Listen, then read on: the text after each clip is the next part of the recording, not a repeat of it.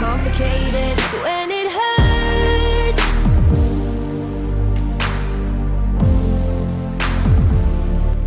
Oke, halo semua, ketemu lagi di channel Gojoris. Dan sekarang ini udah menuju seri sasaran tepatnya untuk MotoGP 21 karir. Dan sekarang di seri ke-8 di Jerman kali ini, mungkinkah kita bisa meraih hasil yang bagus? Karena biasanya ketika di seri Jerman kita nggak pernah yang namanya mendapatkan hasil bagus kecuali balapan hujan doang. Dimana kalau hujan itu pembalapnya pada crash semuanya, kecuali kita doang. Biasanya kan gitu cuy. Jadi gue sendiri sih harapannya nanti di Jerman bakal balapan hujan supaya kita bisa enak lah ya namanya untuk merangsak step by step, kecuali balapan kering. Kalau kering itu biasa kita malah kesusahan karena emang nggak ada yang crash dan kemungkinan crash itu benar-benar tipis banget bagi semua rider yang bakal berlaga di GP Jerman nanti. Kali ini untuk klasemen sementara kita masih berada di 23 dengan jarak 18 poin dari Marc Marquez yang ada di puncak klasemen. Sementara di posisi kedua ada si Rins dengan jarak 16 poin. Sementara di posisi keempat ada Franco Morbidelli, ada juga Fabio Quartararo, Jack Miller, Miguel, Joan Mir serta Pol Espargaro melengkapi posisi ke-9 besar di klasemen sementara. Kalau gitu kita langsung aja tuh masuk ke sesi kualifikasi kedua. Maksudnya untuk kualifikasi kira-kira bisa nggak nanti kita untuk tembus ke posisi yang bagus agar kita nggak start terus-terusan di sering dari lini belakang seperti beberapa season yang lalu. Semoga aja bisa dan semoga aja kita bisa benar-benar tampil kuat di GP Jerman kali ini. Oke, here we go. Walah, ini percuma aja kita ngepus dari tadi, tetap aja kita nggak bisa tembus ke posisi yang bagus dan kita hanya bisa mentok untuk finish di sesi kualifikasi kedua ini di posisi ke-11 saja dan nggak tahu kenapa di sektor 2, 3 itu kita nggak pernah namanya tampil bagus loh. Bahkan kita hanya bisa tampil bagus di sektor 1 aja dan paling mentok ya di sektor 4 juga sih. Tapi yang paling kuat kita di sektor pertama doang karena emang di sini light breaking kita itu udah bener spesialis banget buat nge-overtaking musuh. Nah kali ini Marquez, Joan Mir, Pol melengkapi roda depan dan kita bakal puas untuk hanya bisa start dari posisi ke-11 saja bersama Franco Morbidelli serta Takaki Nakagami. Tapi lumayan sih kita udah bisa untuk mengasapi akademi dari Scalvi R46 yaitu Franco Morbidelli di tim SRT Yamaha. Ya paling nggak ada suatu kebanggaan sendiri bagi Asep untuk bisa mengasapi anak murid dari Valentino Rossi. Oke, jadi oke semua kalau gitu kita langsung masuk ke race MotoGP untuk Jerman Grand Prix kali ini. Oke, here we go. Hello and welcome to the Sachsenring circuit. The waiting is finally over. The German MotoGP Grand Prix will be starting in just a few minutes. Bersiap-siaplah untuk Asep menggunakan kompon soft dan juga medium untuk MotoGP Jerman karena di sini suhunya nggak terlalu tinggi dan juga di sini suhunya lumayan sedang lah ya, apalagi ditambah juga dengan trek yang nggak terlalu panjang. Tapi biasa di tikungan kita biasa ini ya di sebelah kiri ban kita bakal cepat habis karena emang di sini lebih banyak tikungan ke kiri daripada tikungan kanan. Jadi semoga aja ban asimetris kita benar-benar berguna dan bisa bermanfaat bagi si Asep untuk bisa meraih posisi yang bagus di MotoGP Sachsenring Jerman kali ini. Oke, semangat sesi warming up kali ini.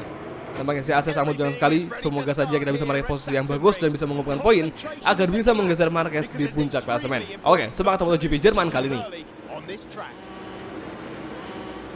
Oke semua, ini dia sesi kelas MotoGP untuk Jerman Grand Prix Sachsenring Circuit and on the way to overtaking Taka serta Jack Miller untuk posisi ke-8 besar masih bersama mengejar menuju fase ke overtaking dua rival sekaligus agar overtaking tiga rival. Akhirnya kita beberapa kali KTM berduel dengan KTM di sini namanya Red Bull KTM Factory melawan kita di sini. Kita berlari kembali lagi terus mengejar kembali di sepanjang di tikungan kedua mampu mengejar lagi Franco Morbidelli di kanan, Takaki Nakagami serta Brad Binder di belakang kita. Kita overtaking Taka dan masih belum berjuang, masih belum bisa mampukah Asep melampaui Taka di sini. Alexis masih di posisi ke-7 kita overtaking Taka di sekarang lalu mengejar di akselerasi depan jadi high speed corner di sini dan kita malah cukup kita salah ambil jalur tadi. Untungnya kita masih bisa untuk kembali bertahan di race aja. Benar kita overtaking lagi Suzuki dari segi masih berusaha mengejar dan masih belum bisa. Rins melebar. Ini dia di high speed corner 37 menuju ke 8. Kita overtaking si Rins dari segi kita overtaking dan masih belum bisa nampaknya dua rival kita sangat nge-blocking laju bagi si Asep.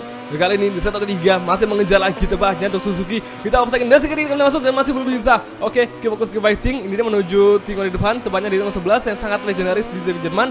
Kita overtaking si Rins dari sisi kiri tepatnya mencoba overtaking di penurunan. Kita overtaking dari sisi kiri. Kita block pas langsung dan akhirnya kita blocking serangan balik dari Suzuki milik Alex Rins. Ini dia kita overtaking Rins tadi dan bagus sekali. Akhirnya Asep berhasil melampaui Suzuki di posisi ke-8 kali ini mengejar Takaki Nakagami dan Joan Mir.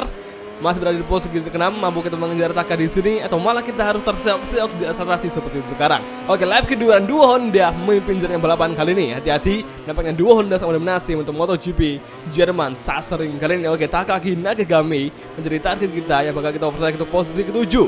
Oke, turn number 2 kita overtaking masih belum bisa. sangat sulit sekali untuk kita overtaking dengan sangat lihai di sirkuit Saxon kali ini.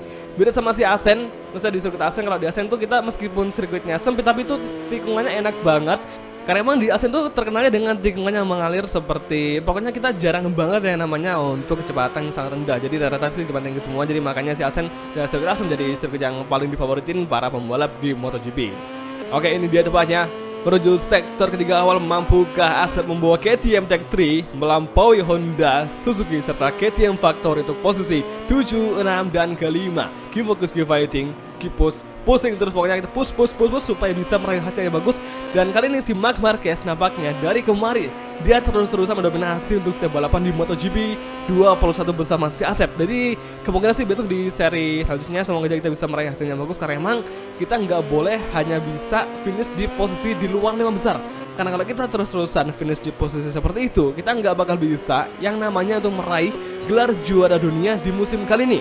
Oke, lap ketiga, Marc Marquez menjadi fast lap dan Quartararo menjadi fast lap kedua. Overtaking Takaki dari si kiri, kita kelewatan, aduh sayang sekali. Aduh, oke, nampaknya kita colongan sama si Takaki Nagami. Kita terlalu berambisi tadi untuk melampaui. Kita overtaking Takaki Nagami tadi, jadi malah kita berujung ngambil salah ambil jalur, akhirnya pun kita malah dari sisi luar kita nge-overtaking, ya akhirnya pun ya kita nggak bisa nge-blocking sekaligus mempertahankan posisi ke-6, 7 maksudnya dari Takaki yang tadi kita overtaking. Jadi ya harusnya sih kita tadi cepat tanggap supaya untuk bisa masuk ke posisi sebelah kanan agar bisa lebih halus saja meng-overtaking si Taka sekaligus nge-blocking dan lebih aman aja sih. Tapi ya apa boleh buat lagi, soalnya kita udah berusaha dan juga udah berusaha semaksimal mungkin. Tapi kalau hasilnya gitu ya nggak apa, kita coba lagi nanti di lap keempat ini bisa mengejar kembali Takaki dari si kiri depannya di sektor ketiga. Sementara si Rins dan juga Brad Binder masih stay di posisi 6 dan ke-7 dan mampu kita mengejar tepatnya di final sektor di track lurus yang menurun. Ini dah 2 tikungan terakhir. Mampukah si Asep mendekati Taka dan akhirnya bagus sekali di sektor keempat. 1 merupakan momen kita yang bisa kita overtaking di bagian overtaking Taka dari sisi kanan masih bisa namanya salah menjalur.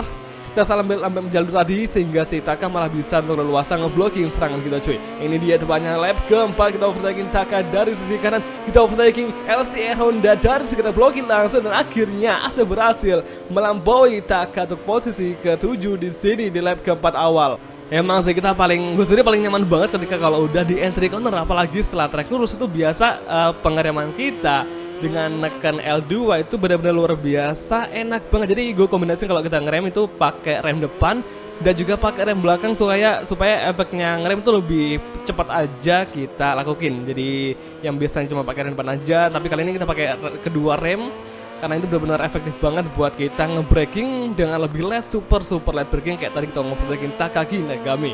Oke, sektor ketiga mengejar Joan Mir untuk posisi ke-6 dan kali ini ternyata Miguel Oliveira yang ada di posisi ke-5. Sorry banget cuy. Tadi gue kira si Brad Binder, soalnya kita nggak terlalu bisa bedain antara si Miguel sama si Brad Binder, soalnya mereka itu warnanya juga sama, nggak ada perbedaan ciri khas warna kecuali helm doang, dan helmnya sama-sama pakai shark, jadi kita agak bingung cuy. Oke, ini depannya sektor 4 mengejar Joan Mir. Mampukah Suzuki bertahan serangan KTM Tech 3 dan mampukah KTM Tech 3 tembus ke 3 besar kita overtaking Joan Mir masih berjuang. Ini dia setelah kita overtaking Joan Mir seperti yang mau overtaking Taka tadi di lap keempat awal. Kita overtaking Joan Mir dari sisi kan bisa mengejar strip kita overtaking sampai di lap 5 kita overtaking Joan Mir dan akhirnya kita blocking langsung dan akhirnya kita breaking from Asep, luar biasa sekali. Akhirnya KTM berhasil menduduki posisi ke-5 dan ke-6 di MotoGP Sachsenring Jerman Grand Prix kali ini. Dan semoga nanti di lap ke-5 kali ini kita bisa untuk mengejar beberapa rival lagi dan supaya nanti kita bisa tembus ke terus dan bisa mengovertake Miguel Oliveira, karena ini si Joan Mir justru dari belakang terus. Ini bahaya banget sih, kita nggak boleh sampai lengah karena biasa ya itu bener-bener jadi banget ketika ngambil tikungan ke-6 cuy. Hati-hati cuy. Ini di tempatnya di high speed corner menurun tepat di tikungan ke-7. Mampukah Asep lebih nge-push lagi semakin mengejar Miguel Oliveira di posisi ke-5, atau malah justru Asep harus terus-terusan stay nge-stuck di posisi ke-6 kali ini. Tapi kita nggak boleh ngebiarin hal itu terjadi karena masih ada 5, 6, 7, 8 lap lagi yang bakal kita lewati untuk sisa balapan MotoGP Jerman Grand Prix kali ini. Oke, Miguel Oliveira 0,5 gap dengan Asep di sini. Menjadi final sektor 2 tikungan terakhir. Di fokus give fighting, kondisi ban kita sebelah kiri nampaknya dengan soft medium masih belum bisa menghambat ban asimetris kita untuk sangat awet, tapi malah kita malah justru lebih tergerus abis di sebelah kiri ini. Cuy, kita overtaking Miguel tepatnya menuju lap ke-6 kali ini. Fokus ke paling top overtaking Miguel Oliveira dari sisi kanan. Kita light break dan akhirnya kembali mendekati Miguel di sini. Tikungan pertama lap ke-6. Oke, 6, 7, 8, 3 lap lagi yang bakal kita lewati untuk MotoGP Jerman kali ini. Boleh mengejar Miguel Oliveira dari sisi kiri. Tepat di tikungan kedua menuju yang ketiga. Kita harus menjaga tarik tuas rem di sini. Tadi ini dia lap ke-6, setelah kedua. Mampukah kita mengejar Miguel serta Johan Zarco di lap ke-6 kali ini? Ini kayaknya kalau gua amatin ya, si Johan Zarco kayaknya dia udah mulai ngelamban. Kemungkinan si Johan Zarco udah mulai kehilangan grip bandi ya. Jadi dia mau nggak mau harus sedikit hati-hati dan harus sedikit melambat supaya dia nggak crash. Jadi kemungkinan si Johan Zarco bakal bisa kita overtaking kalau misalkan kita benar-benar memiliki momentum yang bagus. Apalagi di sini yang bikin gue takut adalah ban di belakang kita sebelah kiri itu udah mulai habis. Di mana di sini juga tikungannya lebih cenderung ke kiri terus. Jadi kita harus hati-hati, kita nggak boleh terlalu ngepush lagi karena kecuali nanti lap ke-8. Karena bang, lap ke-8 itu merupakan lap yang paling krusial karena merupakan momen-momen akhir di mana balapan bakal cepat selesai. Ini di tepatnya di fun sektor dekati Miguel Oliveira, dan kali ini Johan Zarco semakin dekati oleh Miguel Oliveira. Tentunya dengan duo pembalap yaitu KTM Tech juga itu dengan Asep, dan kali ini saatnya Johan Zarco nampaknya udah mulai lelah. Johan Zarco sudah mulai lelah untuk posisi keempat. Kita overtaking bersama mengejar Miguel Oliveira di lap ke-7 kali ini. Mampukah mengejar di duel terakhir? Kita hard braking bermasa mendekati Miguel Oliveira. Akhirnya di late braking di entry corner tikungan pertama kita berhasil mendekati dua rival sekali itu, yaitu Miguel Oliveira serta Johan Zarco. Merupakan kesempatan bagi Asep, sangat-sangat peluang emas bagi si Asep untuk bisa merangsek ke posisi keempat kali ini. Ini dia sektor kedua tepatnya menuju tikungan ke-5.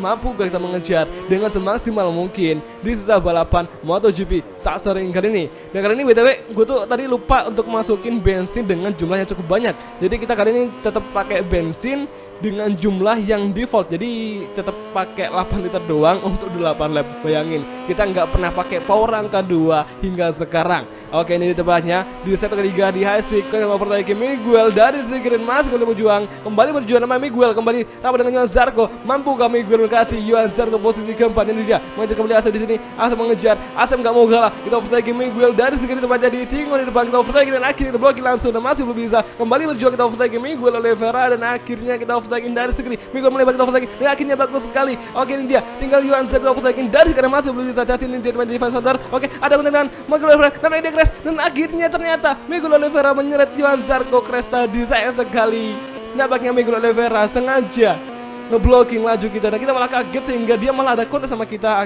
Akhirnya pun ya si Miguel Oliveira dia harus masuk ke kiri dan dia malah ngelewatin curb yang begitu licin di final sektor atau di final corner hingga akhirnya dia harus crash dan menyeret Johan Zarco.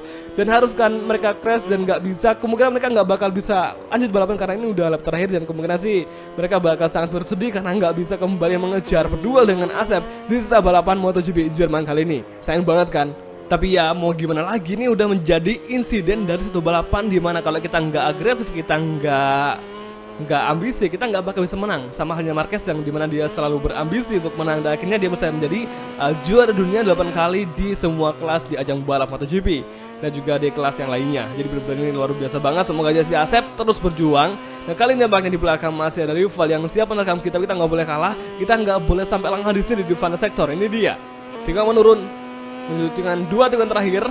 Mampukah Asep bertahan demi posisi keempat dan bisa mengumpulkan poin untuk mengejar atau bertahan di klasemen, berusaha bertahan mengejar Marc Marquez di klasemen sementara. Oke, final corner kali ini Marc Marquez menang dan kita menyusul dari belakang di posisi kita bakal Willy di sini. Kita bakal Willy dan nampaknya kita masih hati-hati jangan sampai crash. Akhirnya bagus sekali. Posisi keempat untuk race MotoGP Jerman yang berarti kita udah mulai ada peningkatan bahwa KTM atau kita sendiri udah mulai bisa untuk mengimbangi laju rival di MotoGP Jerman kali ini. Ini luar biasa, soalnya kita nggak pernah yang namanya tampil bagus di cuaca kering di MotoGP Jerman yang biasanya kita selalu menang di hujan. Tapi di sini tumben banget kita bisa untuk ngalahin kurang lebih ada dari 18 rival yang kita kalahin di MotoGP Jerman kali ini. Benar-benar luar biasa banget. Tapi kalau si Marquez sama si Paul serta si Quartararo, mereka wajar banget bisa untuk mengisi podium besar di sini karena emang mereka benar-benar luar biasa tampil dari awal. Kemarin kualifikasi mereka tampil bagus dan beda sama kita kemarin kualifikasi kita malah start dari posisi 11 dan itu ya luar biasa nggak suka sih, cuman ya kita harus bersyukur karena masih ini kita udah bisa untuk finish di posisi keempat meskipun kita start dari posisi yang kurang bagus di MotoGP Jerman kali ini. Dan sayang di sini meskipun kita naik satu posisi menggantikan si Rins yang ada di posisi kedua kemarin, tapi jarak poinnya tuh sekarang malah ngejauh, dimana kita yang harusnya makin rapat malah di sini kan malah makin jauh. Yang berarti ini kita betul-betul mau cukup kewalahan untuk mengalahkan Marquez di MotoGP Jerman. Jadi semuanya nanti di next race kita bisa untuk mengambil alih posisi yang bagus supaya bisa menjadi kandidat juara dunia di musim kali ini. Jadi oke semua, kalau gitu kita langsung aja mengakhiri video kali ini dan kita bakal ketemu lagi depannya nanti di next video. Kalau gitu terima kasih nonton dan oke, bye, ciao.